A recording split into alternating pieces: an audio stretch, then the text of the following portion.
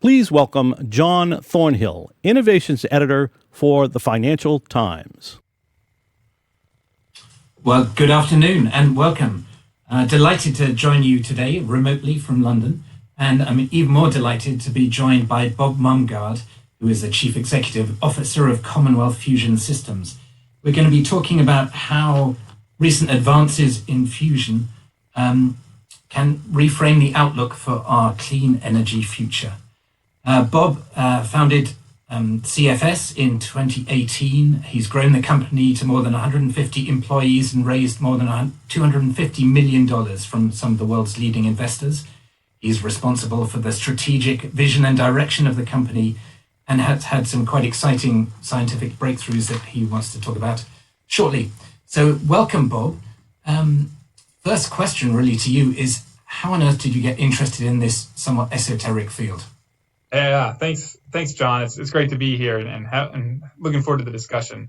So fusion is one of these fields that you see in like science fiction. And there's some people that, they grow up, they know they want to do this. They know exactly what they want to do. And you find people that in all sorts of different situations that, followed fusion early and had it as something they're interested in. And all of a sudden, we find them later on in a different role altogether and they're excited about it. I'm actually not one of those people. So I ended up in fusion, driven partly by wanting to use science to make an impact. I was looking for where to go for grad school. I wanted to change careers. I was at Nebraska. I could see that I wanted to be part of something that was coming, that was exciting. And then partly from the energy aspect, which is, the way that we get energy, the way that we and change our environment with energy, very impactful. And at that time, climate change was growing in importance. And so fusion fit, really the intersection of those two areas of how do you do science for impact and what is energy. And I ended up at MIT to do my PhD, working on a experiment funded by the Department of Energy, which is the main funder of fusion research in the United States. Was part of a really great team there that's still with us in various forms, and was able to really advance some of the science and hardware and techniques that are used in fusion energy devices. We were hearing in one of the earlier sessions how a lot of people who do kind of hardcore academic disciplines like you often find it difficult to raise money and then go off and do frivolous things like dog walking apps. But I'm delighted to see that you've kind of stuck to your true mission. So tell us about Commonwealth Fusion Systems. How did that come about? How did you decide that you were going to set up a company, and how did you bring that about? Yeah, so the origin story really goes back to the MIT lab and to a broader trend in fusion energy overall, which is, I had lived through, from the academic side, watching my friends in startups grow and have some issues with the 2008 recession in clean tech. And so very aware of the different energy options that were out there. While we were simultaneously researching fusion for really purely scientific reason at that time.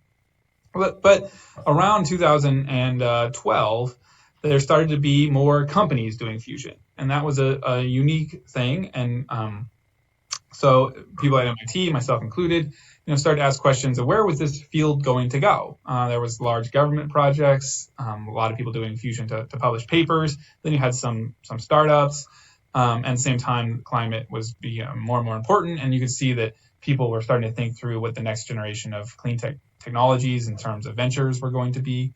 And so that really led to a multi-year exploration of what should the future of MIT at that time's relationship with fusion be. And me and my co-founders, there's 5 co-founders of CFS, really dove in on that. And I'm a history of technology buff. So you can see parallels to the birth of other types of industries. No one was sure it was going to work out. But around 2016, the idea for CFS really crystallized. And by 2018, the company was funded with a very large Series A. You don't do fusion just 3 people in a garage. You have to have a plan. You have to be able to develop that technology at the scale that's required for the problem. And so that really started in 2018 with the first investment in the company and the first employees and the spin out from MIT. And now we've taken it from, really it was 4 people to 150 and been able to establish it as a legitimate leader in the fusion commercialization space. And who put the first capital into the business?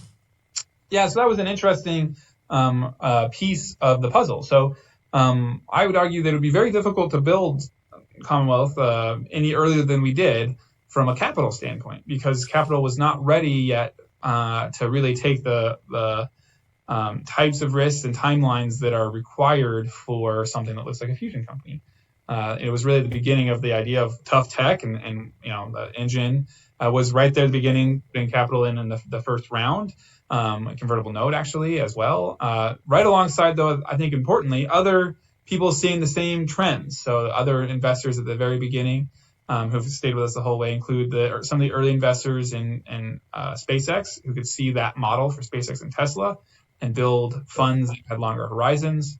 Breakthrough Energy Ventures, which we go back with the people that founded that for quite a ways in discussions about the future of clean tech is. And then also E&I, the large Italian supermajor, thinking about what the future of energy is for their sector. And so it was a really unique capital stack, and still is a very unique stack, but really enabled by people looking at the problem that climate change is putting on the Earth, looking at the why energy technologies hadn't been able to be commercialized before, and also the opportunity that you get in the energy transition, and building companies and funds that could fit that mold.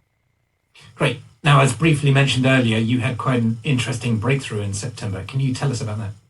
Yeah, so people have worked on fusion energy for a long time, and there is a lot of science that's been accumulated. And in that respect, it looks a lot like other fields where you have people working in laboratories funded by grants and national labs, really laying the base level of understanding.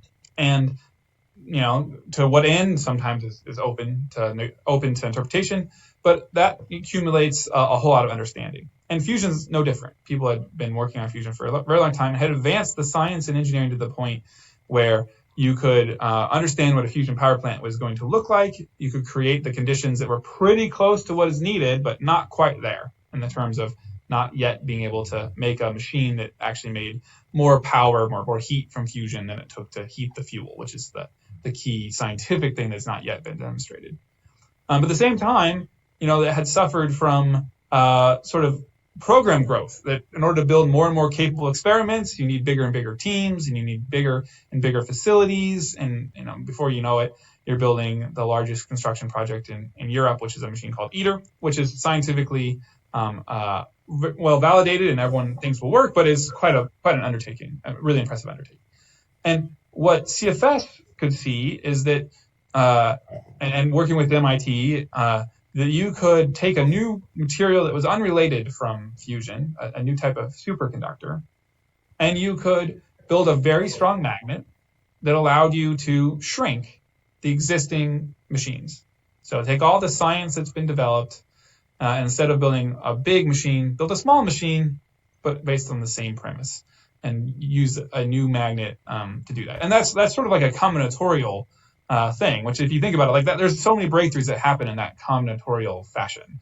It's like we had computers before we had the transistor.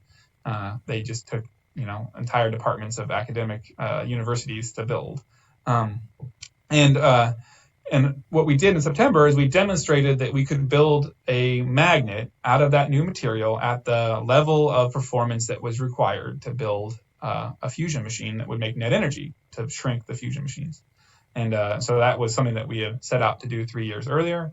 And we did do it. It took us a couple months longer, but the team did a fantastic job to really rapidly develop this new magnet technology. And that we demonstrated that. And one of it is it's a cool magnet, right? People are excited because it's a cool magnet. But really what it means for us is it meant that all the other work that we'd done in parallel to get ready to build a net energy fusion machine was going to work.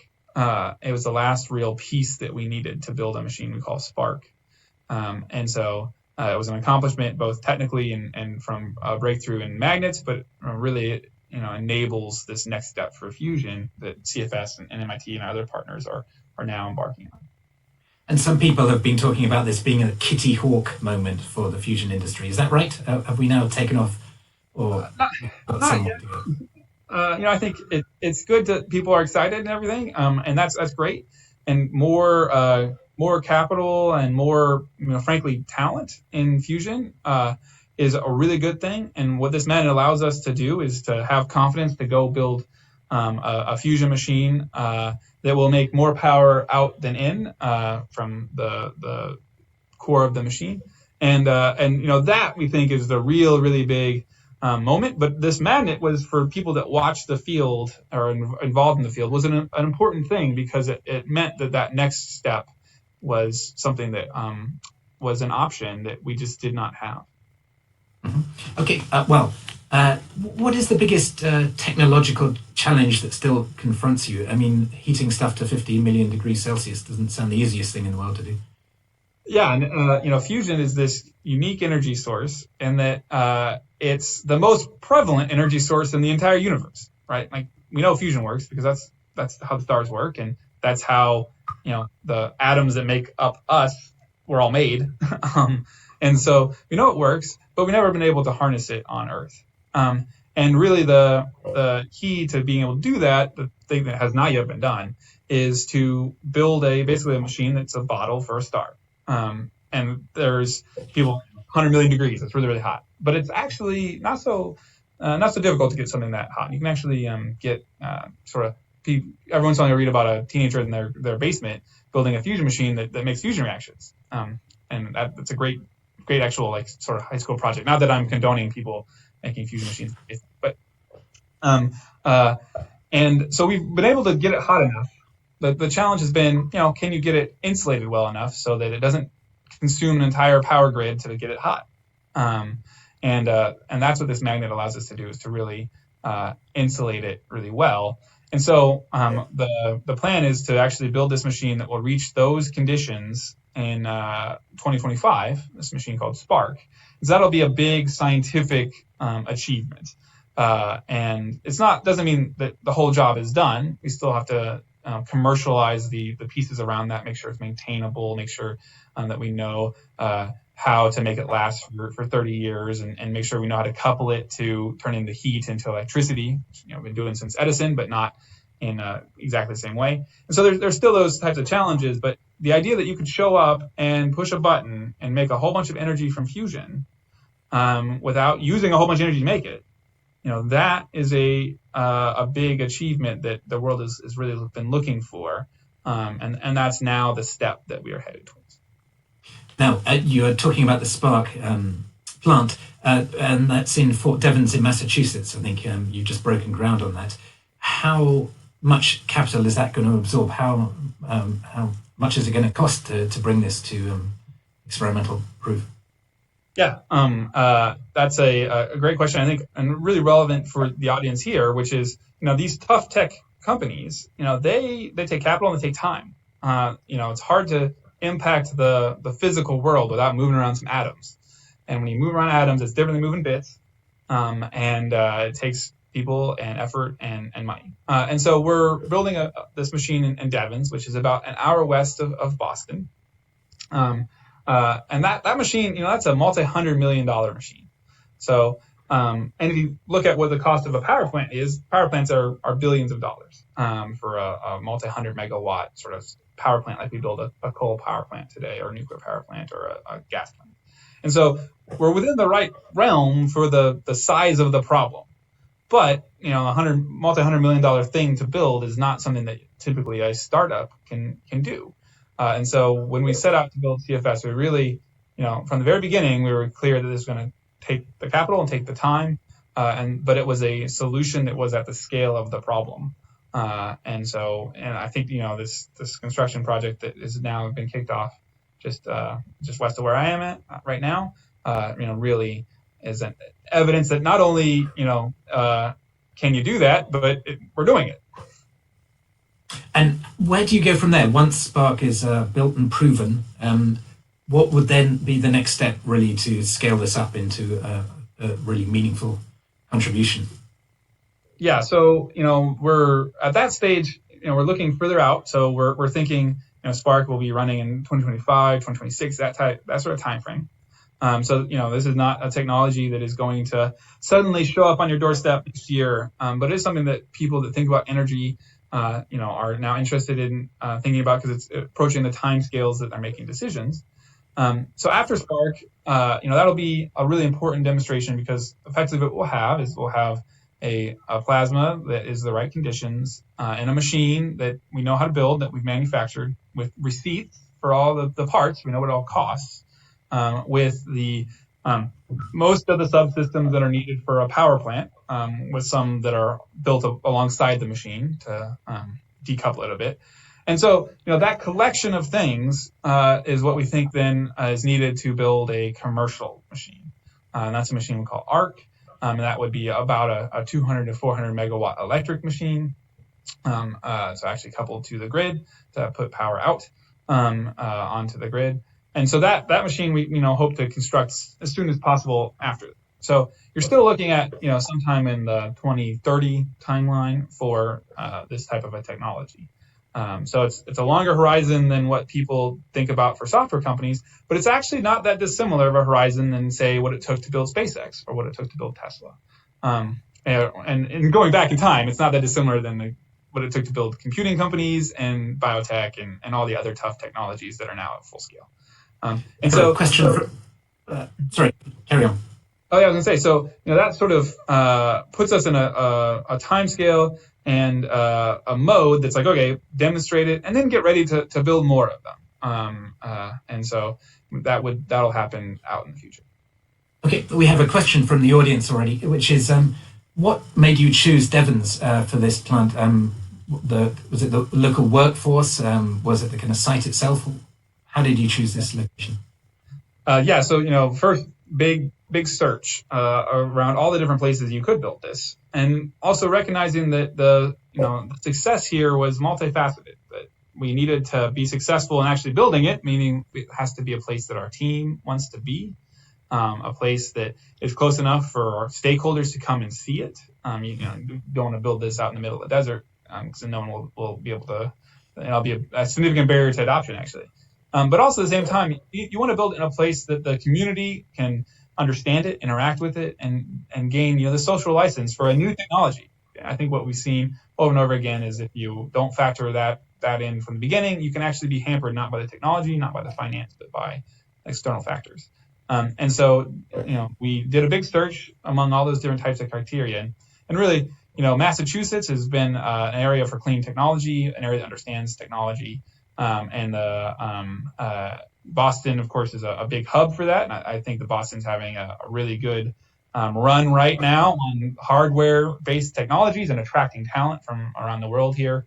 So we wanted to stay close to Boston. At the same time, that's Devens is a site that has community around it that understands technology, whether that's Lockheed or Bristol Myers Squibb that's at Devens, and then the actual permitting environment with the state of Massachusetts was really good there, and the public transportation, et cetera, was all really good there. So it was a really combination of things, but we chose not just to build the Spark machine there, but actually to build our manufacturing capability and our headquarters there, and really a campus that in the future will have the demonstration of the machine, but also the capability to build the parts that we need to build for other machines. Yeah. Now, as you're saying, building Spark is not going to be cheap. It's going to cost kind of hundreds of millions of dollars. How are you going to fund that? I mean, have you got sufficient capital at the moment? I saw all these rumors that you might be going for an IPO at some point. Where are we with all that? Yeah. So I think we've been, as a company, we've raised about $250 million of capital. So I remember when we first set out to do a $100 million Series A, and there was definitely people that thought that was crazy, and but the people that got past that initial reaction and said, okay, well, why? They oftentimes got to yes. That makes a lot of sense. When you think about how technology like clean technology or other types of tough technologies, where you know what the market is, you know what metrics you have to hit. You're not inventing a new market here.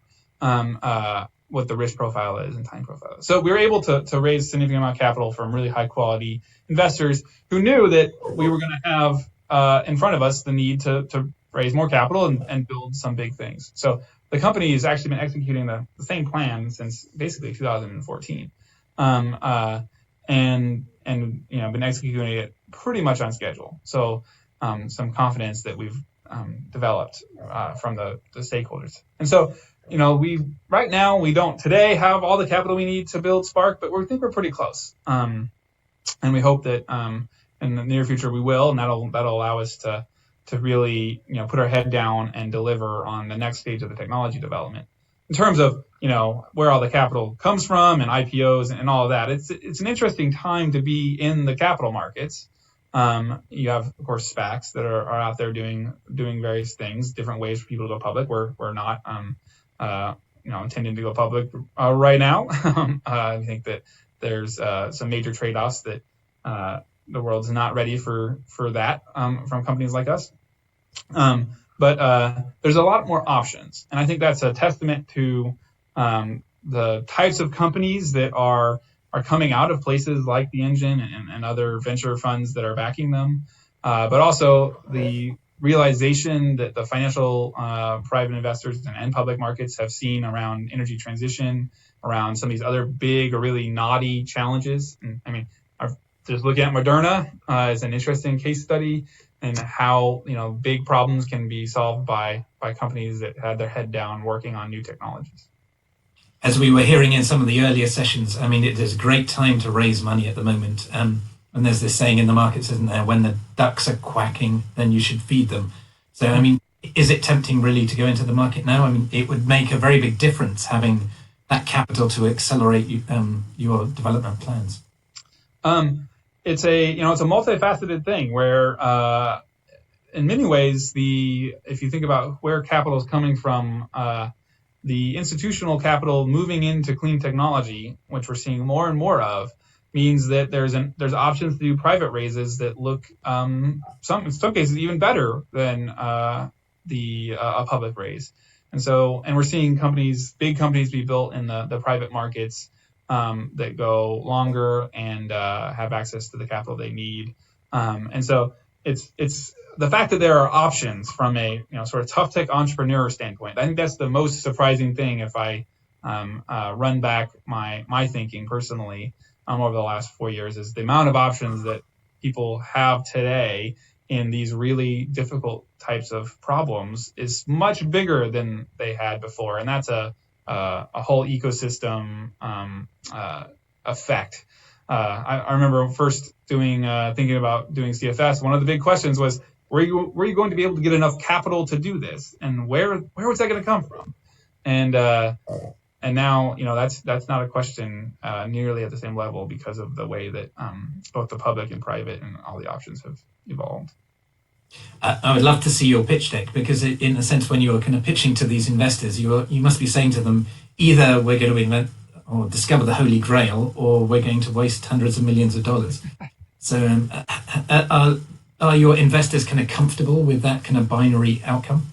Well, there's some elements that make it a little less binary. Certainly early on, there's a lot of binary risk.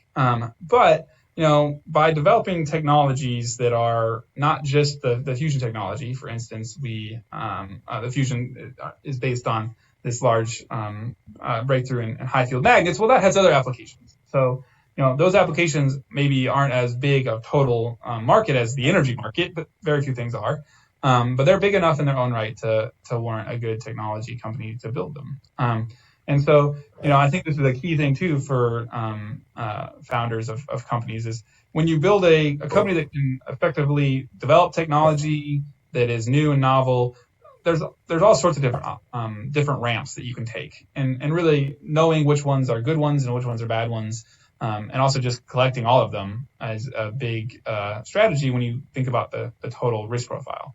And in our case, several of the magnet technologies are useful, or several of the industries the magnet technology is useful in are energy technologies. So, we have a series of core competencies and an overall market that fits well together. As you were mentioning earlier, there are other ways of going about this, and the ITER project in France, is absorbing colossal amounts of capital. I mean, I think they've lost count of how much it's cost them, but it kind of 20 billion plus, it seems to be the kind of ongoing number at the moment. And it's been described as the kind of largest science experiment in the world. And that's a very different approach to the one that you're taking. It's doing things at an absolutely massive scale. But I was reading a paper from the Royal Society suggesting that they're going to have an extraordinary kind of valley of death before they could ever hope to commercialize it, given the scale on which they're operating, and was arguing that it would be through the emergence of kind of smaller, cheaper, faster fusion reactors that we might get there a lot quicker. Is that right, do you think? I mean, that's clearly your hope, but make that argument for me. Yeah, I'll make that argument through sort of historical analogy. So the role of government and science and innovation is to really plow new ground. And sometimes you do things that, they don't look commercial at the time. So building the code-breaking computers did not look commercial at the time, right? But they were needed for all sorts of different reasons, and they advanced the field. The Human Genome Project at the time did not look at all, like what we're going to get out of that, or even going before that and thinking about sequencing bacteria DNA and figuring out how to make bacteria DNA. When they were doing all that work, they did not know they were going to invent biotech, but they laid a lot of groundwork, and they showed that there was a path forward scientifically and from an engineering standpoint. And the total amount of money that we're talking about here is nothing compared to the eventual impact that these technologies had in the world. And I would argue the same thing for fusion and ITER. But we would not exist today without ITER, just like those biotech companies would not exist today without the work done in early gene modification, early DNA modification, and likewise the technologies in mRNA and stuff wouldn't exist. So there's a role here to be played by the government to try things, even if it takes big scale. That's something that they are good at, and that's something that helps the whole ecosystem and lifts all the boats. And CFS rides on top of that. ITER was never meant to be a commercial thing. It was meant to show that it could work, and in many ways, it's done a lot already to simply show how the technology can come together, even if it did take big scale. Okay, you were mentioning the role of the government there, and we heard earlier how Tesla, one of the ways that they really kind of got a massive boost was this $450 million loan from the Department of Energy at the critical stage. I mean, is that a way for you to go? Would you want kind of large-scale government funding, or are you happy that kind of private capital is going to get you there?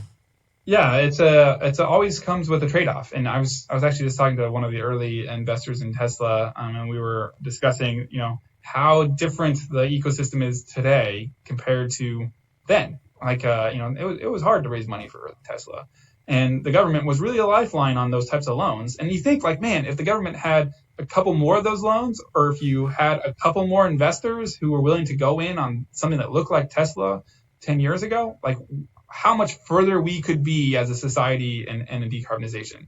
So it's really, I look at that as say more capital, more ways, more options is going to lead to better outcomes. And for us, we always look at that from through that lens. So we have some government funding today, but we've actually been active in pushing forward in the government more funding for fusion overall. We've actually supported funding to ITER. More funding for public-private partnerships for things like loan guarantees, or things like the arrangements that say orbital science and SpaceX use with NASA in order to get technology developed very quickly that was of interest to low Earth orbit. Those are really interesting programs that can expand the options. And if we have more options, CFS will obviously evaluate them, but we're really trying to pull those options into existence. Yeah, the other role that governments can play clearly is developing policy, coordinating action, and shaping markets. In that field, what more could they do to kind of accelerate the development of fusion? I mean, would carbon pricing, for example, would that help you indirectly? So I think one of the things is really important is that the policy environment, it's a big realm, and everything from the climate mandates, say in Paris, has knock-on effects. So when the government says that we're going to do this, we have these targets, that leads to companies changing their positions to line up with those targets. And that leads to investment firms changing their theses to look at companies like us. So even though I can't draw like the direct link, the government made a policy, CFS benefited, the whole ecosystem ends up moving. And I would say that the current climate we're in right now around energy investing and clean tech is a product of many, many different policy decisions.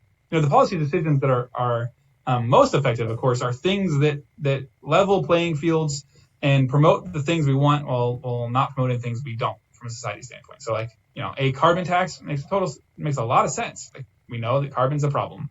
And if right now there's a green premium on almost anything that emits, that doesn't emit carbon compared to something that does, and if we could lower those green premiums through carbon tax, that's a way to go forward. There's also things like mandates. Portfolio mandates are helpful, provided that they don't overly skew the market to short-term solutions that can't solve the whole problem.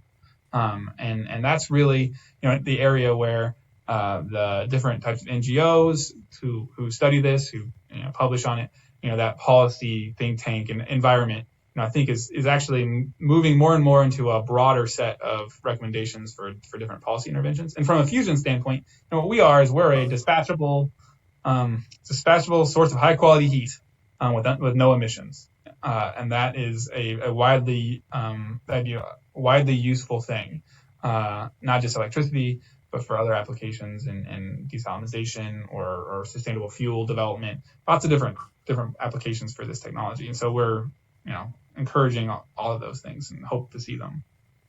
And we're just coming up to COP26 in Glasgow. I mean, what would you hope could come out of that would be useful? Ooh, that's a tough one. I've got to say that the news leading into COP26 is not terribly heartening. And so, from what are the governments going to do? It might mean that after COP26, we all look around as entrepreneurs, we look around as capital, we look around as policy people that are not in high levels of government or federal governments, and say, yeah, well, we're gonna have to take more of this on our own shoulders. So I hope that we don't come to that. That's what I hope about COP26. Even something that shows where there's common ground would be great, and would be a good signal to the market. But at the same time, in the United States in the last 4 years of the last administration, I wouldn't say we were in a great policy environment for clean tech from a federal government standpoint, but the outcomes here have been okay, and I think that shows the resilience of the sort of problem-solving community. Given there's a big problem to solve, and the options to do it are broad, and we don't have to wait for the federal government to decide. And I mean, you're at the leading edge of this technological revolution, but when you look across at what other technologies might be able to achieve in this field, what excites you? I mean, is there next generation nuclear fission technology? Is there mass carbon capture? What do you think are the kind of big technologies that are going to make a significant difference? Yeah, I think it's a great question. I think I always, when I think about this, I always also want to preface it with, just because we want new technologies doesn't mean we shouldn't deploy what we already have. That we have technologies today that are going to help solve this problem. And solar, wind, storage, those short duration storage particularly, those things, build them quickly, because they stop emitting, they don't emit carbon, and they take carbon offline. But also don't sit on our laurels and think that that's the final full, complete mix. That we know that there's challenges that getting to full, deep decarbonization, and even things like powering carbon removal or industrial steel and cement. Those are really hard problems, and they're very difficult to do with an intermittent source. So, first, deploy the stuff we know works today. Second, keep pumping up the innovation ecosystem and build pathways for these companies to get started, to grow and prove out their technology, and then to get to scale. And so CFS, we're trying to do that in fusion. There's other fusion companies, and broadly speaking, we're a bunch of people that try to work together on common goals. But there's other technologies too, whether that's deep geothermal, which is a source that is something very broadly distributed, or whether that's new, very, very long duration battery storage that could help further penetration of intermittent renewables. These are really exciting areas where we're really just getting started in what the technology could do, and they're all riding on top of technologies that have been developed for other areas. Like, we did not invent the superconductor that enables our fusion machine. It came from somewhere else, in the same way that deep geological did not invent the drilling technology. It came from somewhere else. And so, I think there's going to be a wide variety of energy clean tech companies that are going to be successful, because the market here is a $80 trillion switch in infrastructure, and it's the largest market in human history. So, energy, I believe. So that's says yes and. For the audience, please keep submitting questions, and I'll put them to Bob. In the meantime, I want to move on. Let's fast forward a few years. Spark is working. Your new plant is up and running. How quickly are we going to transition to a fusion-led energy system? How is it possible to do that? Walk me through the steps by which we would need to get there. Yeah, so the big advantage for a fusion energy system from a power standpoint comes from the fact that the fuel, which is isotopes of hydrogen, that fuel is everywhere, so everyone has access to it, so there's no bickering over it. And B, you need 200 million times less of it. So imagine taking an oil pipeline and dividing it in size by 200 million. It becomes like a fishing line. And so it means that you're no longer about a specific resource. You're no longer, about where you get something, whether that's the wind or the sun or stuff that's under your ground. Instead, you're about a technology, and you're about building a machine. And those fusion machines are made up of pretty normal stuff. They do really weird things that don't happen on this earth, but that happen everywhere else. But they're made out of steel and concrete, which means they're manufacturable. And they also make a whole lot of power in a small machine, which is how we do the vast majority of our energy today, which means that they can be, bought and sold the same way we buy and sell power plants today. They can be sited the same spots, plug into the same grids. And so it means that in terms of scaling it should be something that can get to big scale, both big, terminal scale, but also scale quickly. And so that's really what the hope here is for fusion broadly, is prove it works and set it up in a way that doesn't have constraints to scaling quickly and to scaling to broad scale. And so, we're still at that first step, prove it works. And that's really what we're doing with Spark. And then, but we're doing it with the end in mind here, for how to get to large scale. Because effectively what you would end up with at a working fusion system is you could end up with something that has a growth curve similar to other very impactful energy technologies, whether that was fission in the 50s and 60s, or solar. It could be faster than solar and wind today. And those types of growth technologies means it's not an overnight thing. Can't grow as fast as servers for software, but it means it can grow.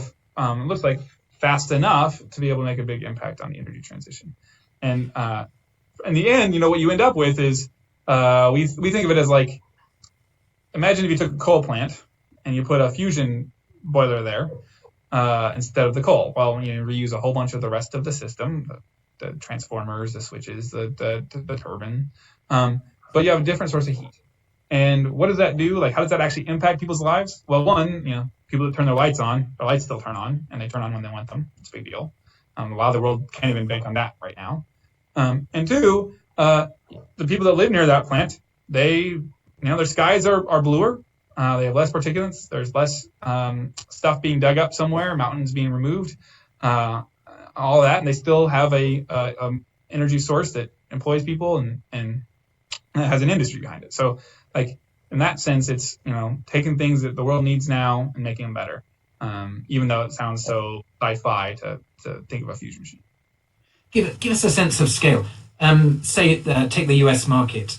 How many reactors would it take to replace the entire energy needs of the US?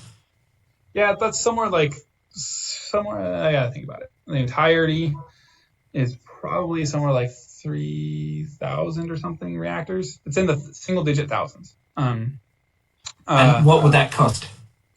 Well, they cost, that's $1 trillion.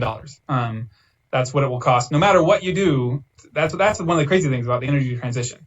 Like sometimes you can get stuck on like, well, can fusion do that? It's like, well, that's not the real question. It's like, this is what must be done. Like the world must build that many energy somethings. And they will spend the cost of what it costs to build things. They will spend that much money. The question is, what are those options and what gets built? And in fusion's case, it's an interesting thing because so it's single digit thousands, right? Well, that's how many 737s there are. That's how many Walmarts there are. And so this is not something that's unprecedented. It's not the level of the billions you would do for, say, solar panels, which means it's a different type of manufacturing. But you're also not going to do it in a single silver bullet, one at a time. You got to be somewhere in that mode of, whatever we build to do clean technology must be replicable. It must be able to fit into existing procurement channels, supply chains, finance chains. Unit economics must work. All those different things. And fusion, we think, can be developed so that it does fit that. As you were talking about earlier, energy is clearly a very good thing, and there are a lot of people in the world who don't have it. I think the IPCC report said there were 770 million people in the world who were without electricity. Is this technology suitable for other parts of the world, do you think, or does it really rely on the existing infrastructure already being in place for it to make it happen? Yeah, it's a really good question. I think it goes in order to build something like a fusion plant, you do have to have a base level of an energy society. You have to be able to consume electricity in an economy that produces things, that has some level of a grid. So this is not going to take someone who has zero energy today and suddenly show up. Right? There are better technologies for that. Going from zero to energy that's on for 4 hours a day is a huge way to improve human livelihoods. And fusion is not going to be the technology that does that. But going from an energy that is unreliable or very dirty, that is hampering economic development, to something that is reliable, clean, and sort of sustainable. Now, that's also a really important thing to do in the entire human development index lift. And so there's we read about that in the news today around areas around in the world that are having brownouts and blackouts and turning on more coal because they are trying to balance what I believe in the future will be seen as like fundamental rights. The right to have access to energy, because that's something that correlates extremely well with human happiness, and access to a sustainable environment, which correlates very well to the future human happiness. And so, right now we are in tension worldwide about how to do those two things. And options like fusion, and you can put other ones in that same category, but all of them are going to take a lot of work. But they are a way to reconcile those two tensions. Okay. A question from the audience is, where are you going to build your first commercial plant? That's a great question. Don't know yet. First, we're focused right now on growing the company, building the Spark machine, making sure we cross all the T's, dot all the I's, understand the technology.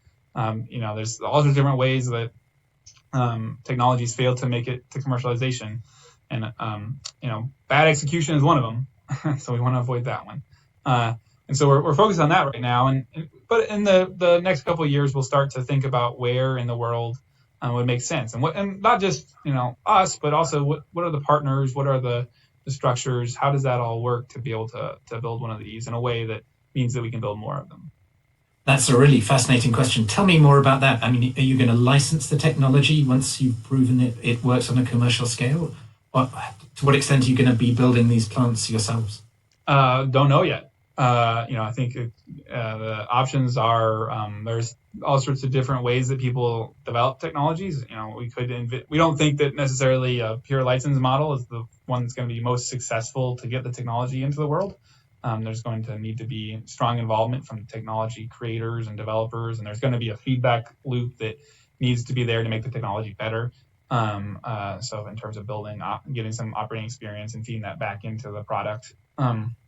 And so, no, I think the most likely scenario is something that is almost like an OEM, but maybe a little bit broader. Okay. As we know, the energy industry is a pretty kind of cutthroat business. What are your rivals going to say about you? What are the detractors saying about fusion? Is it really dangerous? Is it kind of pie in the sky? What are the criticisms that are leveled most often at you? Well, I think one of the interesting things about new technologies is oftentimes people just aren't informed. So the UK just actually completed a big study about their future fusion roadmap. And part of that was a large polling exercise around fusion. And what they found is that about half of the population had no idea what it was.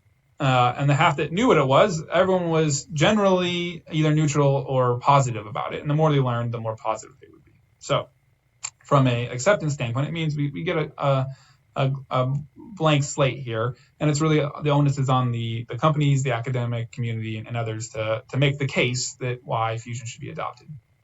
But at least we get to start from a good spot. But from a detractor standpoint, I think the biggest one is we've been working on this for so long. Why do we think it's going to work? And that's a legitimate critique. We have been working on it for a very long time. But when you look at how far it's advanced, and you look at all the different types of technologies that are now bringing to bear on the problem, you can quickly come to this could advance much quicker, and we're not that far to go compared to where we came from and compared to other technologies that have done this. And it's an interesting critique too from a corollary from other examples. I have friends that lived through the AI winter, which in hindsight is what? It's it was like you were a pariah if you worked on AI in the 80s. Because it's that technology is never going to work. We've been working on it forever. It's right now, seems like the people that were working on it through that winter are doing okay. And I think fusion, could be in the same type of cycle. You grew out of MIT. I mean, how closely are you still affiliated with the university? And how easy is it to find and hire the experts that you need to develop the technology? So we came from MIT, and we've been a strong collaborator with MIT since the beginning. So we actually have more people working between CFS and MIT now than we ever have. And we sponsor research there, but it's more than that. We collaborate quite broadly on the Spark machine, but also think about ARC in the future. And I think that's a great model, that these places that can think about blue sky problems and that can train talent, building deeper relationships, even at startup stage. At one point, we as a startup, small company, were actually one of the largest private funders of research at MIT, which was odd, but made a lot of sense from our standpoint, because there's a whole lot of talent there and there's a whole lot of infrastructure that we don't have to spend venture dollars recreating. And I think going forward, those are going to be important collaborations. There's another piece too, which is anyone who's developing a technology that wants to have a big impact on the world on a short a timeline as possible, which I'd argue is most of the people in this summit. One of the things you're going to run against is talent. And if you build a technology that requires PhDs to build and run, that's going to be your limit to scale. You might be able to build a few, but you're not going to be able to build broadly. And so one of the comments that I get heckled, I get the most guffaws at sometimes in scientific talks in my community is, you can't build this technology where you need a whole bunch of PhDs, because the replication timeline of a PhD is 6 years.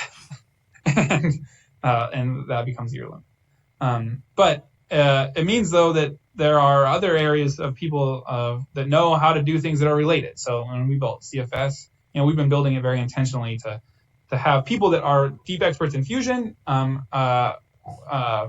places like MIT, but national labs and others, but also to bring in people that have experience building spacecraft and have experience building one-off, unique, facilities, whether manufacturing facilities or power facilities.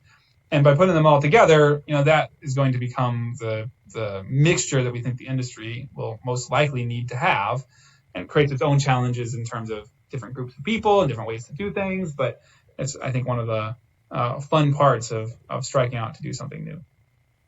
Another question from the audience is, To what extent is this a kind of startup game, and to what extent are the big energy companies themselves looking to invest and develop fusion? Yeah, quantum fits in the same category, so it's in the same sort of technology disruption.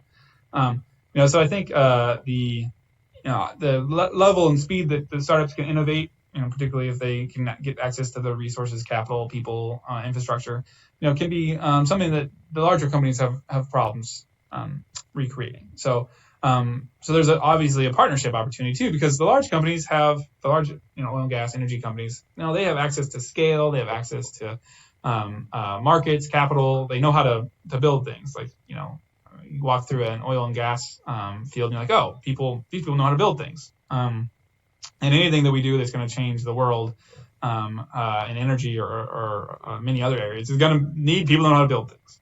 And so we've been intentional with looking at the broader players and saying, hey, how do we partner? What can each side bring to the table? How do we structure that to be productive? And we have two large investors, E&I and Equinor, who are both, I would say, very forward-leaning oil and gas majors who are thinking very hard about what the future of energy is and what the future of their companies are and their core capabilities. And so, I hope that we don't fall into a trap of thinking of it all as one big competition. Instead, we start to say, oh, there's locked up assets, locked up talent that we can unlock, because this problem is really big, and it's a problem that would be a shame to have early technologies get into cycles that are not productive. I'm fascinated by your role, Bob. You started researching this. You're now kind of running a company, 150 people. Are you spending most of your time dealing with all the issues that come with employing 150 people, or are you still able to be very heavily involved in the kind of leading edge research and development of technology? Yeah, well, I think anything like tough technologies like that many of us are building, come with big opportunities for growth and challenges.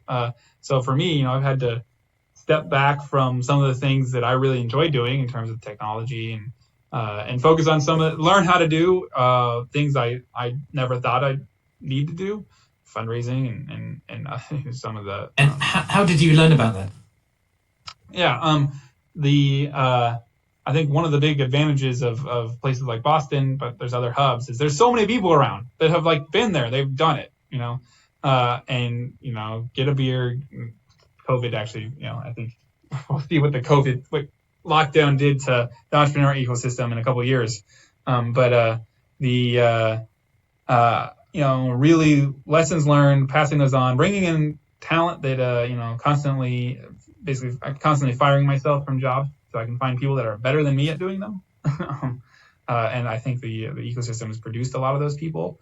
And now there's companies that people have gone through that have been successful and that are looking for their next big challenge. And so it's a good time to be doing something like this. And me personally, while I'm here on this call, the reality is the company is big, and there are so many bright stars in it that are leaders in their respective fields. And so we're hoping to continue to both attract people, but also grow people internally, including myself. And what are the biggest obstacles to where you want to get to now? Yeah, so previously I'd say the trajectory has been at first it was the biggest obstacle was belief. People, can you believe that a company like this could exist or that fusion could work? I'd say we passed that maybe over a year ago. Next, it was capital.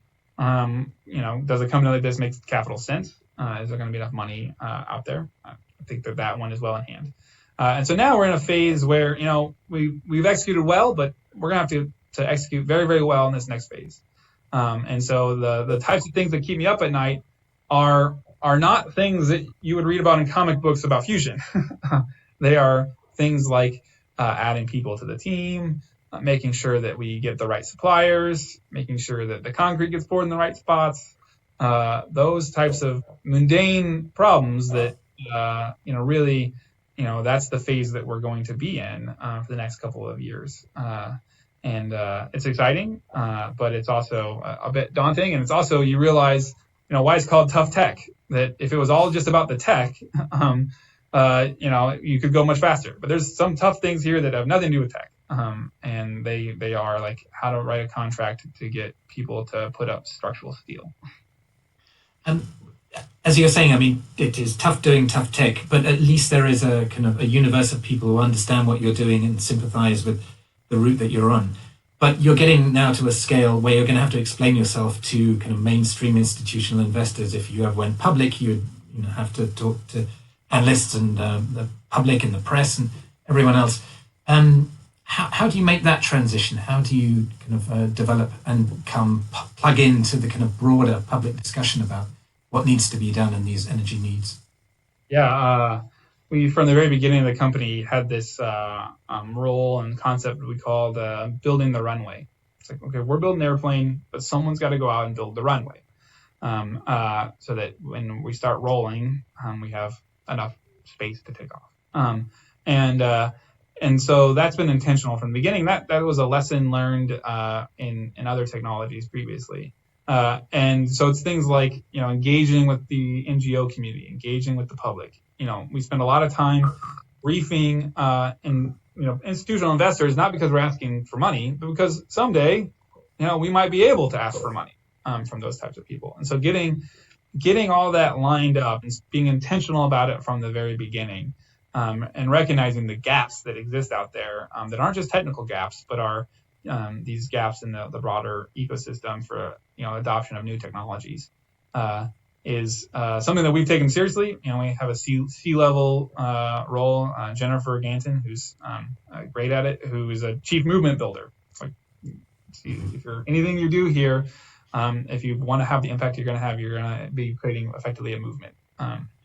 I mean, that's fascinating. I mean, one of the big challenges of any kind of fast-growing company is that the urgent always kind of trumps the important. And so for something that is further down the line, it must be really difficult to prioritize that when you've got 1,001 things flying at you every morning when you come into the office.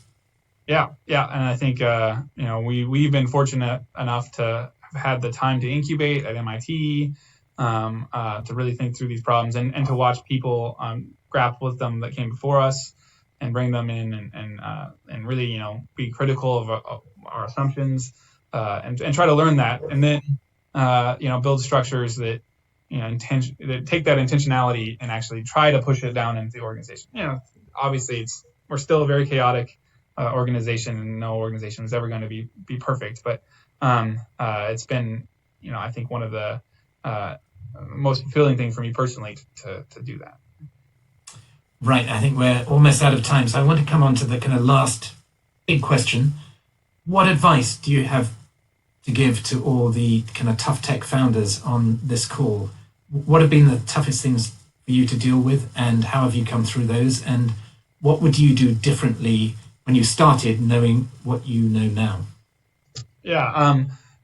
I would say the biggest piece of advice is, don't get discouraged. Just charge forward. Like, it's amazing when people. If I was just cataloging recently, like how many times people said we couldn't do what we've already done, and it's like, well, no, like it's amazing what you can do, and whether it's you've got a background in just science, how can you ever lead a company, or whether that technology is never going to work because it hasn't worked yet, or that market's never going to show up, or that capital's never going to be there, or you're never going to get that agreement with the university or with a strategic partner.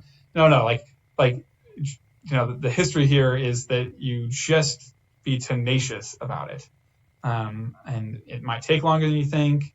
You might have big setbacks that at the moment you think don't work, and you go do something else. But steeling yourself to push through that is, I think, really, really important. And the other thing too is, like, look at the broader trends.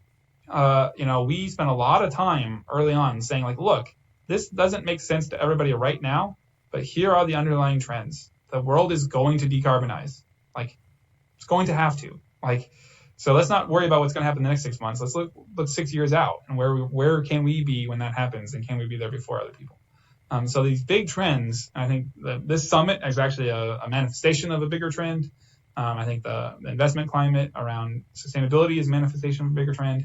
So look at those trends, align with those big trends. Don't get discouraged at the beginning, and just be tenacious. I think that's been what's gotten us to where we are, and I think will continue to get us there. Great advice. Thank you very much, Bob, for a fascinating discussion, and it will be fascinating to see how you evolve. It's a big challenge confronting the world, and I'm glad that people like you are trying to do your bit to solve it. So thank you once again. Bye-bye. Thank you, and it's been a great conversation. Other people, jump in, try to solve these big problems.